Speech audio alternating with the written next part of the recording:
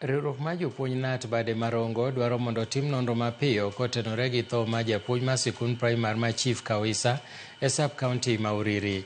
Ringre japuonjno ne oyudi e ginga aora mar Kuja chieng' tich abich ma juma mokalo. Kata obedo nobila to nowacho ni japuonjno noyangi kaka Douglas Okita notho e pi.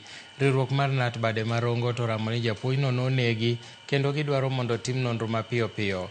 Jopuonjgo omiyo tend arita kwe kinde mar ndalo 14 mondo omak jok mitudo gi nek makamano, ma ka ok kamano to gibiro bago ng'anyo.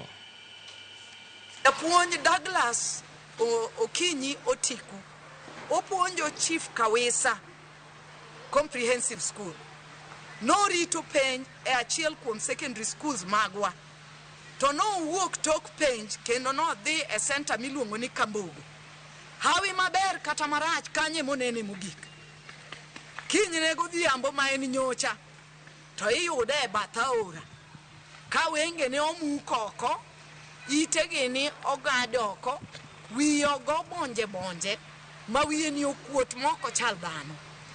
Gimoro amora ma hulo ni otho e pi bende onge kata achiel.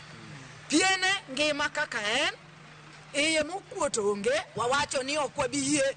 Kochakore gi Uriri asa sub-county nyaka Migori mangima. Wadwa no pimno maler e ndalo 14 gimonego japuonj to gi gima gisetimo kata ka pod warito postmortem. Ma en gima miyo waluoro gi kuyo nikech sani en saa penj. Wamonde gimiluongo ni container ka jopuonj dhi to kaw penj. Kogwen saa 11. Kendo penj ni korumo japuonj chako wuok duogo ode.